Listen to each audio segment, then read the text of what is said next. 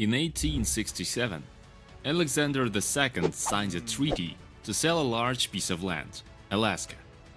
If one might think, America was not stealing land from Russia or invading.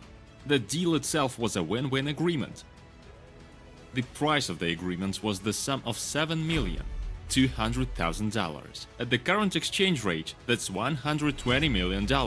Its current GDP is $50 billion. Pretty cool deal, isn't it? Why did Russia sell Alaska to America? First, Russian traders were attracted to Alaska because of the walrus ivory and sea otter pelts. The trade was with the Alaska Natives, a Russian-American company headed by a Russian businessman. The company itself also controlled all the mines and the land and could independently enter into treaties of trade with other countries. The Russian government, like any other company, took a revenue tax. The country itself, however, also got its money, as a large part of the ruling class were shareholders. By 1890, the land population was almost destroyed, and the Russian-American company was in trouble, for the issue was now different. Without government subsidies and full control of Alaska, the company would cease to be profitable and go bankrupt. This is just one of the factors that moved Russia to sell Alaska. Another major factor was the Crimean War, which involved the Russian Empire on the one side and the British-French coalition on the other. This hit the budgets of the countries hard. France, Turkey, the leaders of Alaska were unable to defend the land, for it was too vast and was 3 weeks' sail from the then capital of Russia, St. Petersburg. Secondly, the colony of Alaska at that time also could not fully defend itself, for its navy was too small and could not constantly patrol the waters and repel the fishing boats of other countries. Therefore, the United Kingdom attempted an attack, which greatly aggravated the situation. Third, the United States and Russia were in a friendly rivalry and were allies. Selling Alaska to the United States would have lifted Russia's economy off its knees and greatly weakened the United Kingdom on the Pacific coast. In other words, if the states owned Alaska, Russia could avoid a future invasion by the British state of Oregon. This was a strong argument for selling Alaska. Stekel Eduard Andreevich, the Russian diplomatic representative, began negotiations with William Stewart, the US Secretary of State. They agreed to cede Alaska, and within a few months, the state senate would Russify the territory as its own. The Russian government knew that sooner or later the US would begin to dominate North America, and the takeover of Alaska was a matter of time.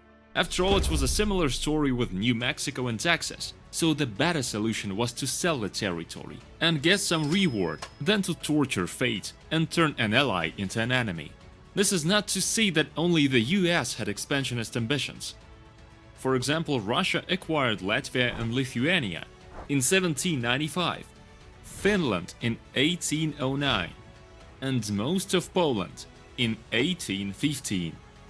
But no one condemns it for that, although I'm not sure about Poland. So Russia also wanted to seize more and more territory, but as I clarified above, Alaska was hard to defend. Why wasn't everyone in the US okay with the acquisition of Alaska?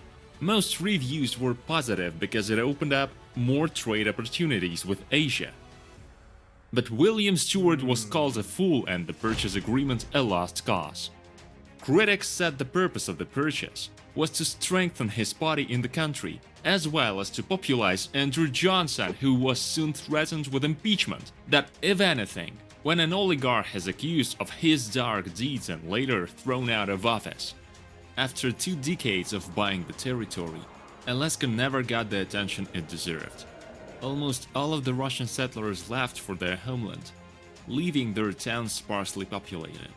Only in 1896, when impressive gold deposits were found, did Alaska become famous and became a very important part of the country.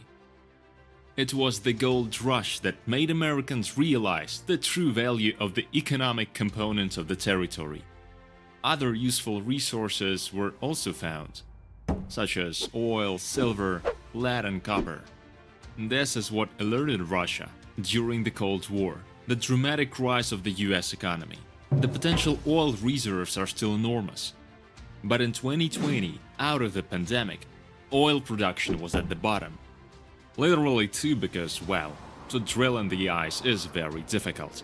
By the same token, production costs have skyrocketed and sales have been increasingly scarce. All of the oil is transported through a pipe over 1,300 kilometers long and afterwards is spread out over the standard of living per capita in the state. Since 2014, when the price per barrel of oil plummeted, Alaska has experienced a recession almost every year. This also explains why Alaska's unemployment rate is higher than other states. However, Alaska's advantage is that a law was passed in 1976. 25% of all oil revenue goes into an investment fund.